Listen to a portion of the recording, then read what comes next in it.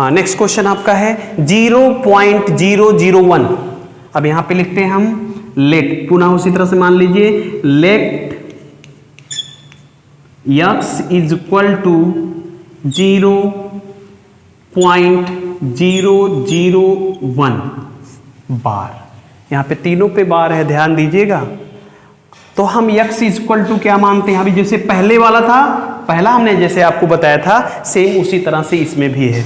तो हम इसमें क्या करेंगे, x is equal to then x is equal to 0.001 हमने कहा ना जितने के ऊपर बार लगा होता है उसको आप रिपीट कर सकते हो। तो ये हमारा बन गया फर्स्ट इक्वेशन, ये हमारा फर्स्ट इक्वेशन बन गया।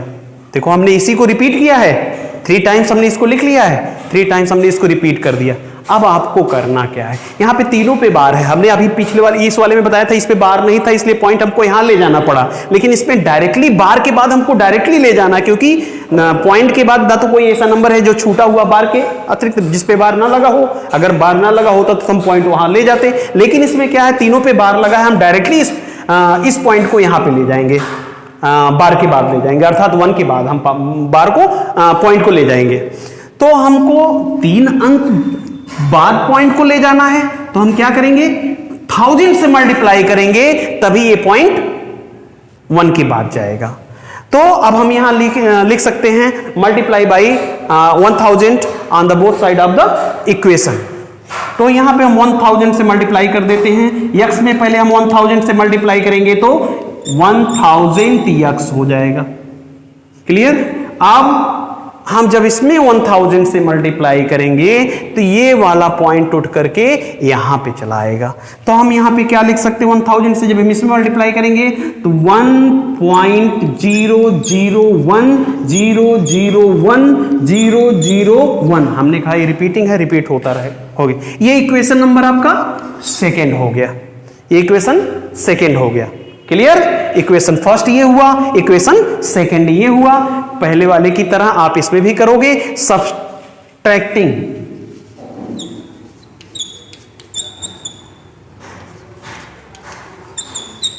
1 फ्रॉम सेकेंड। अब इसको आप सब्ट्रैक्ट कर दीजिए। इक्वेशन फर्स्ट आपका ये है, x को हम 1000 x में से माइनस करेंगे तो 999, यहां पे क्या होगा, x को जब इसमें से माइनस करेंगे तो 999 x हो जाएगा इक्वल टू, अब इसको हम सब्ट्रैक्ट करते हैं। अब देखो ये पॉइंट कैंसिल हो जाएगा, ये पूरा आपका कैंसिल हो जाएगा। जब सेकंड से हम इसको सब्ट्रैक्ट करते हैं तो इसके नीचे लिखे, क्योंकि पॉइंट के नीचे पॉइंट लिखा जाता है, जब पॉइंट के नीचे पॉइंट लिखेंगे बाकी ये नंबर लिखेंगे तो ये कैंसिल हो जाएगा, बचेगा 1 आपका। तो यहां बचा कितना आपका 1। Then x is equal to आपका क्या हो गया 1/999। ये भी आपका p/q के रूप में हो गया, ये p/q के रूप में लिखना था आपको, p/q के रूप में हो गया। Look, question number 6. Look at several example of rational number in the form of p/q where q not equal 0, where p and q are integers with no common factor other than 1 and having terminating decimal representation. Can you guess What property Q must satisfy? कह रहा है कि हमको ऐसे कुछ example आप दीजिए जो टर्मिनेटिंग हो और उसका कॉमन फैक्टर जो हो, डिनोमिनेटर और नॉमिनेटर का कॉमन फैक्टर 1 के अतिरिक्त और कुछ ना हो। तो 1, जैसे इसके लिए एग्जाम्पल हमने पहले से लिख लिया, एग्जाम्पल 1/2, 1/4, 7/8, 30, 7/25 एंड 8/125।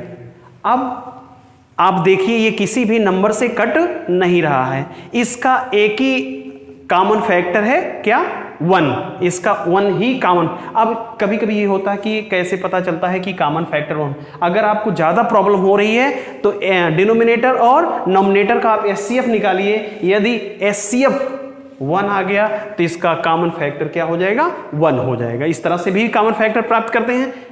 तो हम 1 और 2 का जब हम HCF निकालेंगे तो इसका HCF 1 होगा, अर्थात इसका कॉमन फैक्टर आपका क्या हो गया, 1 हो गया। अब यहां पे कह रहा है, देखिए क्वेश्चन में फिर ये कह रहा है कि terminating decimal expression, can you guess what property Q must satisfy.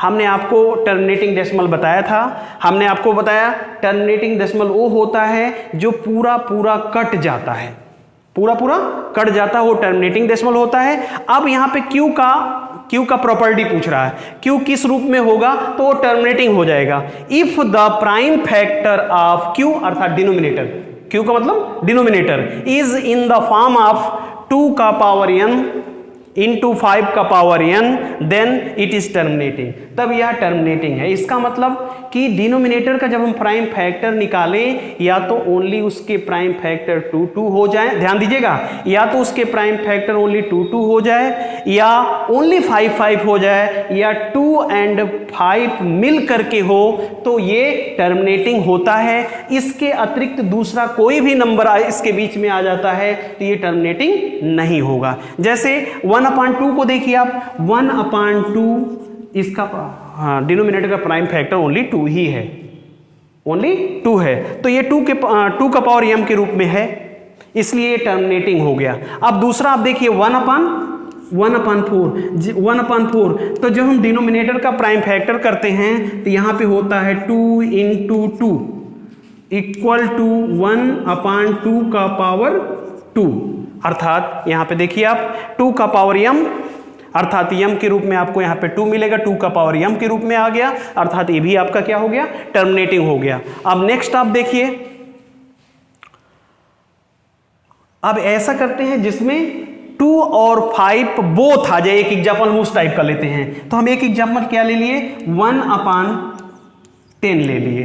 तो जब हम प्राइम फैक्टर डिनोमिनेटर का निकालते हैं, अब देखो यहां पे डिनोमिनेटर का हम प्राइम फैक्टर निकालते हैं, तो 1/2 × 5 इज इक्वल टू, हाँ आप देखिए अब ये हो गया आपका क्या, 2 और 5 बोथ मिलकर के इसमें आ गया, 2 और 5 बोथ मिलकर के। हमने आपको अभी बताया है कि टर्मिनेटिंग डेसिमल जब तब होता है जब डिनोमिनेटर का प्राइम फैक्टर ओनली 2 हो, या ओनली 5 हो, या 2 और 5 बोथ मिल करके हो, तो टर्मिनेटिंग होता है। इसके अतिरिक्त आप कोई दूसरा नंबर इसमें फाइंड आपको होता है तो टर्मिनेटिंग नहीं होता है। तो यहाँ पे 2 का पावर 1 पढ़ेंगे इसको, और यहाँ पे 5 का पावर 1 पढ़ेंगे, तो m के रूप में हमको 1 मिला और n के रूप में हमको यहाँ भी 1 मिला, अर्थात जो ये है 2 का पावर m इंटू 5 का पावर n के रूप में हमको ये मिल रहा है, इसलिए ये क्या हुआ, टर्मिनेटिंग हुआ। अब अगला आपका क्वेश्चन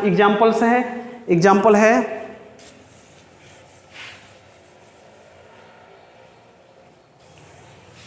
7/8। अब हम प्राइम फैक्टर निकालते हैं डिनोमिनेटर आपका कितना है, डिनोमिनेटर यहाँ आपका 8 है, तो 8 का हम प्राइम फैक्टर निकालेंगे, तो इसको लिखेंगे 2 × 2 × 2, अर्थात 7/2 का पावर 3, अर्थात ये किस रूप में हो गया, ये हो गया आपका 2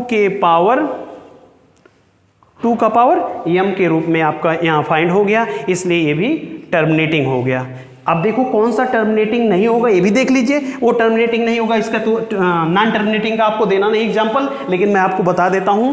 यहां पे जैसे 1/हमने 15 लिख दिया, तो हम डिनोमिनेटर का प्राइम फैक्टर करते हैं 1/3 × 5। अब इसमें हमने आपको अभी भी बताया 2 और 5 के रूप में ओनली मिले, या ओनली 2 मिले या ओनली 5 मिले, तब आपका टर्मिनेटिंग होता है। लेकिन इसमें 2 के अतिरिक्त हम 5 और 3 मिल गया, अगर इसमें 3 आ गया है तो ये टर्मिनेटिंग नहीं है, अगर इसकी जगह पे 2 होता तो ये टर्मिनेटिंग होता। क्लियर हुआ। अब इसको देखो डेसिमल एक्सप्रेशन में कैसे कन्वर्ट करते हैं, इसको भी देख लीजिए। अब जैसे हम लेते हैं वहां पे 1/4 को हमने लिया, अब इसको हमने कन्वर्ट किया पहले प्राइम फैक्टर के रूप में, 1/2 × 2 इज इक्वल टू 1/2 का पावर 2। इसको हमको डेसिमल में कन्वर्ट करना है, तो हम क्या करते हैं, अब यहाँ 2 का पावर 2 है, तो तो हम क्या करेंगे, यहाँ पे 5 का पावर 2 से डिनोमिनेटर और नॉमिनेटर दोनों को मल्टीप्लाई करेंगे, तो हम तब इसको हम डेसिमल में कन्वर्ट कर सकते हैं। कैसे, देखिए 1/2 का पावर 2 इंटू 5 का पावर 2 इंटू ऊपर भी नॉमिनेटर और डिनोमिनेटर दोनों में 5 का पावर 2 इज इक्वल टू, यहाँ पे 5 का पावर 2 का मतलब होता है 25, 5 इंटू 5 इक्वल टू 25।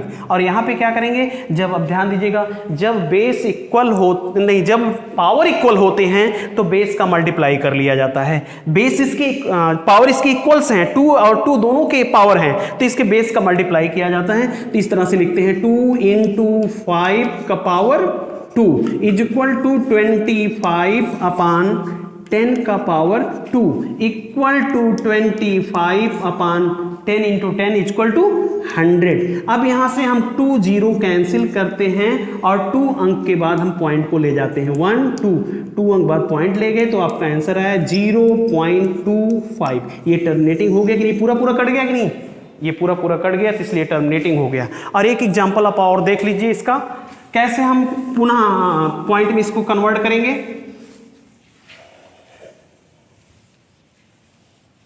अब ये हो गया आपका, मान लीजिए 8/125। तो हम सबसे पहले प्राइम फैक्टर निकालेंगे डिनोमिनेटर का, 8/5 इंटू 5 इंटू 5, 5 5 जा 25, 25 5 जा 125 इक्वल टू 8/5 का पावर 3।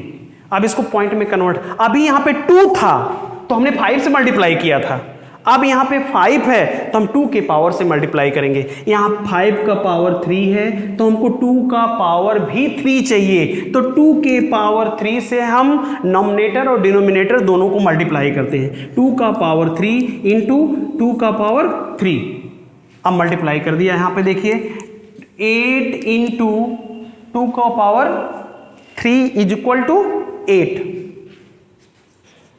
अपान, हमने कहा ना, अभी आपको बताया कि जब पावर इक्वल होते हैं तो बेस का मल्टीप्लाई कर दिया जाता है।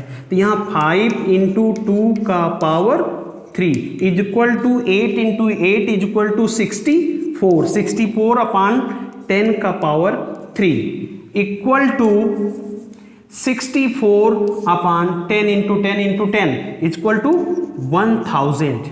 अब हमको 3 जीरो कैंसिल करने हैं, 1 2 3 जीरो कैंसिल किया और 3 अंक बाद हमने पॉइंट को लगाया, 1 2 3 अंक बाद पॉइंट लगाया, तो आपका आंसर आया 0.064। ये आपका आंसर हो गया। क्लियर। मान लीजिए एक एग्जांपल और मैं आपको दे देता हूं जिसमें 2 और 5 बोथ हो। अब देख लीजिए यहां पे ये हो गया आपका 13 इंटू 2 का पावर 2 इंटू 5 का पावर 3।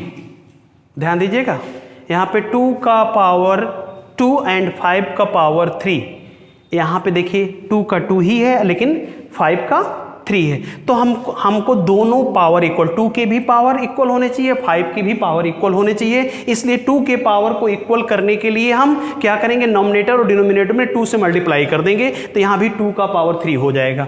तो हम क्या करते हैं इसमें इक्वल टू करके 13 इंटू 2 और 2 का पावर 2 इंटू 5 का पावर 3 इंटू 2। अब यहाँ पे आप क्या लिख सकते हो, 13 इंटू 2 अपान 2 का पावर 3 हो गया। देखिए अब यहाँ पे क्योंकि मल्टीप्लाई में जब बेस इक्वल होते हैं तो मल्टीप्लाई में पावर ऐड हो जाते हैं, इसका पावर 2 और इसका पावर 1 मिल करके हो गया 2 का पावर 3 इंटू 5 का पावर 3। अब 13 इंटू 2 कर लेते हैं, 26 हो गया, 26 हो गया। हमने आपको बताया है कि जब पावर इक्वल होते हैं तो बेस का मल्टीप्लाई कर लिया जाता है, तो यहाँ पे हो जाएगा 2 इंटू 5 का पावर 3 इज इक्वल टू 26 अपान 10 का पावर 3 इक्वल टू 26 अपान 1000। पुनः हम 3 जीरो कैंसिल करेंगे, 1 2 3 और 3 अंक बाद पॉइंट लगाएंगे, 1 2 3 अंक बाद पॉइंट लगा दिया, आपका आंसर आ गया 0.026। क्लियर? आप इसको समझ गए होंगे। किसी भी तरह से किस तरह से आपको पॉइंट में कन्वर्ट करना होता है ये भी हमने बता दिया। और ये कह रहा टर्मिनेटिंग डेसिमल के कुछ एग्जाम्पल दीजिए, एग्जाम्पल भी हमने आपको दे दिया। ठीक है, थैंक यू।